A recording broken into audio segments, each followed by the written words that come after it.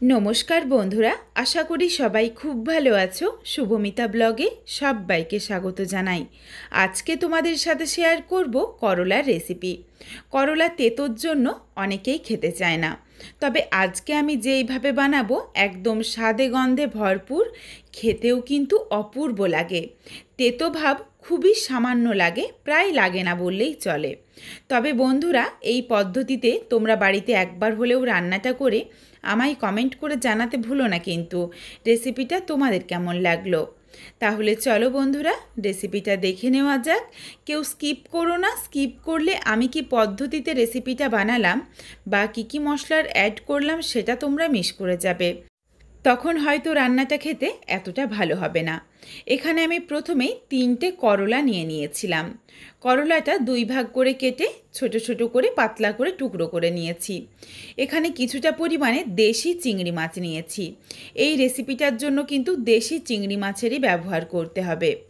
এরপর দেখো, করলার বীজগুলো একদমই নরম রয়েছে, এই জন্য আমি আর বীজগুলো ফেলিনি, বীজগুলো রেখে দিয়েছি।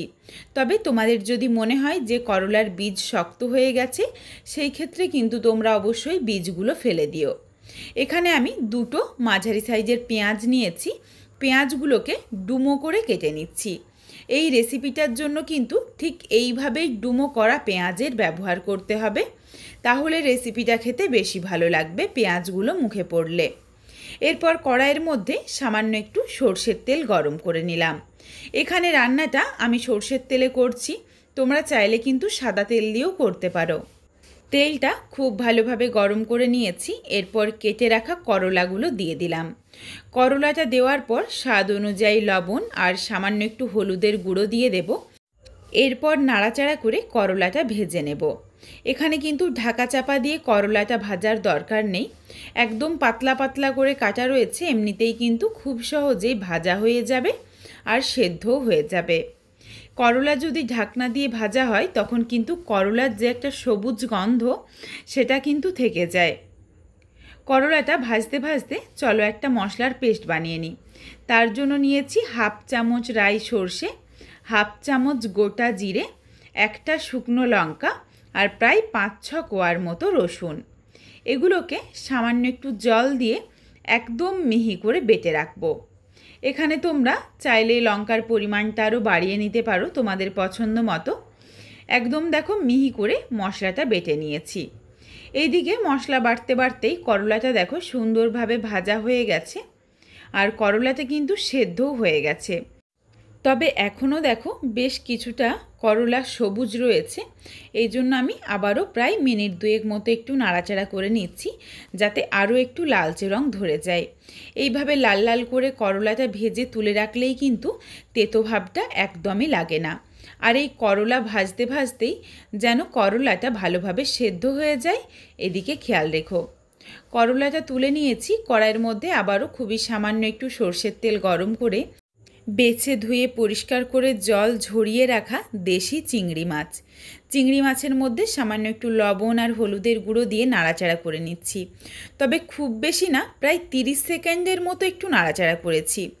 এর মধ্যেই কিন্তু মাছের গায়ের জলটুকু শুকিয়ে যাবে, তারপর তুলে রাখলাম। খুব বেশি ভাজার দরকার নেই। এরপর ওই কড়াইয়ের মধ্যে আবারও আমি অল্প পরিমাণে সর্ষের তেল গরম করে নিয়েছি। তেলটা গরম হয়ে গেছে, ফোড়নে দিয়েছি সামান্য একটু 5 ফোড়ন।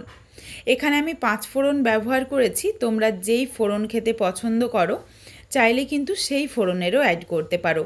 যেমন যারা গোটা জিরে খেতে পছন্দ করো বা কালো জিরে খেতে পছন্দ করো, তোমাদের পছন্দ মতো দিতে পারো। তবে আমার মনে হয়েছে এই রেসিপিটার জন্য 5 ফোড়ন ভালো লাগবে, এই জন্যই এখানে আমি 5 ফোড়নের ব্যবহার করেছি। ফোড়নটা ভাজা হয়ে যাওয়ার পর দিয়ে দিয়েছিলাম ডুমো করে কেটে নেওয়া পেঁয়াজ। পেঁয়াজটা দিয়ে নাড়াচাড়া করে একদমই হালকা করে ভেজে নিয়েছি। তারপর দিয়ে দিলাম মাঝারি সাইজের একটা আলু, একদম ছোট্ট ছোট্ট করে কুচি করে রেখেছিলাম। আলুটা দিয়ে নাড়াচাড়া করে মিশিয়ে নিচ্ছি আর আলুর মধ্যে স্বাদ অনুযায়ী লবণ দিয়ে দিচ্ছি। আলুটা হালকা করে একটু ভেজে নেব।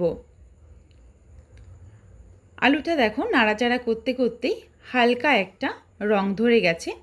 খুব বেশি রং ধরিয়ে ভাজার দরকার নেই, শুধুমাত্র লবণ দেওয়ার জন্য আলুর গায়ের থেকে যেটুকু জল বেরিয়েছে সেটুকু শুকিয়ে গেছে। এরপর দিয়ে দিলাম কেটে রাখা বেগুন। বেগুনটা আলুর থেকে তুলনামূলকভাবে একটু বড় করে টুকরো করেছি, তার কারণ বেগুনটা সহজেই নরম হয়ে যায়, কারণ এটা নরম সবজি আলুর থেকে। বেগুনটা দিয়ে নাড়াচাড়া করে মিশিয়ে কিছুক্ষণের জন্য ঢাকা চাপা দিয়ে রেখেছিলাম। বেগুনটা দেখো একদম হালকা করে ভাজা হয়ে গেছে। এরপর দিয়ে দিচ্ছি অর্ধেকটা টমেটো কুচি, সামান্য একটু হলুদের গুঁড়ো, ঝালের জন্য দিয়ে দিলাম খুবই অল্প পরিমাণে লঙ্কার গুঁড়ো, কারণ এখানে আমি শুকনো লঙ্কা বেটে ব্যবহার করেছি। ঝালটা তোমরা নিজেদের স্বাদ মতো ব্যবহার করো। গুঁড়ো মশলাগুলো মিশিয়ে দিয়ে দিলাম বেটে রাখা মশলার পেস্ট। এরপর নাড়াচাড়া করে মশলাটা দিয়ে একটু কষিয়ে নেব। এই রেসিপিটার মধ্যে আমি আর জিরে গুঁড়ো বা ধনে গুঁড়ো কোনো কিছুর ব্যবহার করব না, তার কারণ অল্প একটু গোটা জিরে বেটে নিয়েছিলাম, আর এই রেসিপিটার সাথে ধনে গুঁড়োটা কিন্তু ভালো লাগবে না। মশলাটা কষিয়ে নিয়ে দিয়ে দিয়েছি সামান্য একটু জল, শুধুমাত্র রসুনের কাঁচা গন্ধটা একটু চলে গেছে, তারপরই জল দিয়ে দিয়েছি। জল দিয়ে নাড়াচাড়া করে মিশিয়ে নিলাম। অনেকটা তো আলু বা বেগুন সেদ্ধ হয়েই রয়েছে। এরপর দিয়ে দিলাম ভেজে রাখা করলা আর চিংড়ি মাছ।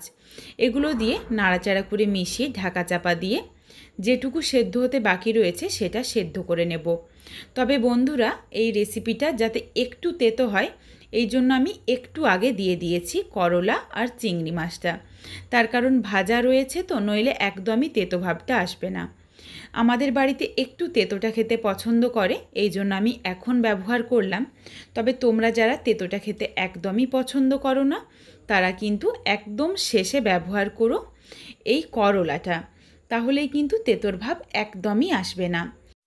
এরপর স্বাদ অনুযায়ী অল্প একটু লবণ দিয়ে দিয়েছি, আর 1 চিমটি পরিমাণে চিনি দিয়ে দিলাম টেস্টটা ব্যালেন্স হওয়ার জন্য, কারণ যদিও এখানে করলার ব্যবহার রয়েছে আর টমেটোও রয়েছে, এই জন্য একটু চিনি দিলে আমার মনে হয় টেস্টটা ব্যালেন্স হবে। তবে তোমরা যারা চিনি খেতে পছন্দ করো না তারা চাইলে এটা বাদ দিতে পারো। আবারও কিছুক্ষণের জন্য ঢাকনা দিয়ে ঢেকে রেখেছিলাম যাতে জলটা পুরোটা শুকিয়ে যায়। যেটুকু জল ছিল একদম শুকিয়ে গেছে। এরপর এখানে আমি কয়েকটা ফাটিয়ে নেওয়া কাঁচা লঙ্কা দিয়ে দিলাম। এখানে আমি আমার ঝালের পরিমাণ অনুযায়ী কাঁচা লঙ্কা দিয়েছি, তোমরা কিন্তু নিজেদের স্বাদ অনুযায়ী লঙ্কাটা ব্যবহার করবে। আমার মনে হয় যে এই রেসিপিটা একটু ঝাল ঝাল হলে খেতে ভালো লাগে। এখানে আমি কুল লঙ্কার ব্যবহার করেছি, আর এই লঙ্কাগুলোর কিন্তু ভীষণ সুন্দর একটা গন্ধ আসে। তরকারিটা একটু মাখো মাখো করার জন্য খুন্তিতে করে ভালোভাবে চেপে নিলাম সবজিগুলো। দেখো বেশ মাখো মাখো হয়ে গেছে। এরপর রেসিপিটা নাবিয়ে নেব। নাবিয়ে নেওয়ার আগে এখানে আমি 1 চামচ পরিমাণে কাঁচা সর্ষের তেল দিয়ে দিয়েছি। সর্ষের তেল দিয়েই মিশিয়ে গ্যাসের ফ্লেম অফ করে দিয়েছি। এরপর ঢাকনা দিয়ে 5 মিনিটের জন্য স্ট্যান্ডিং টাইমে রাখবো, যাতে এই কাঁচা সর্ষের তেল আর কাঁচা লঙ্কার গন্ধটা খুব ভালোভাবে রেসিপিটার সাথে মিশে যায়। এই রেসিপিটা কিন্তু এই রকম শুকনো শুকনো খেতে বেশি ভালো লাগে। তবে তোমরা যারা একটু মাখো মাখো তরকারি খেতে পছন্দ করো তারা একটু মাখো মাখো করেই বানিও, সেটাও কিন্তু খেতে বেশ ভালো লাগবে। রেসিপিটা নাবিয়ে নিয়েছি, দেখো দুর্দান্ত দেখতে হয়েছে। যেই ডুমো করে কেটে নেওয়ার জন্য পেঁয়াজগুলো দেখো বেশ গোটা গোটা রয়েছে। আর বন্ধুরা, এতটা সুন্দর একটা গন্ধ এসেছে যেটা তোমরা বাড়িতে একবার না বানিয়ে খেলে বুঝতেই পারবে না। বাড়িতে অবশ্যই একবার হলেও রেসিপিটা বানিও, এটা আমার অনুরোধ রইল তোমাদের কাছে। তারপর আমায় জানিও রেসিপিটা তোমাদের কেমন লাগলো। রেসিপিটা তোমাদের যদি ভালো লাগে তাহলে লাইক করো, শেয়ার করে বন্ধুদের দেখার সুযোগ করে দিও।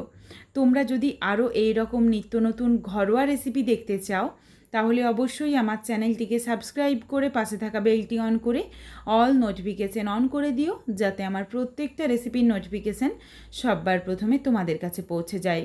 আর অবশ্যই আমার চ্যানেলটিকে হাইপ করে দিও যাতে আমি আরও এগিয়ে যেতে পারি। আবারও খুব শীঘ্রই হাজির হচ্ছি নতুন কোনো এক রেসিপি নিয়ে। পরবর্তী রেসিপি দেখার আমন্ত্রণ রইল। পুরো ভিডিওটা দেখার জন্য অনেক অনেক ধন্যবাদ। তাহলে আজকে আসি, সবাই ভালো থেকো, সুস্থ থেকো।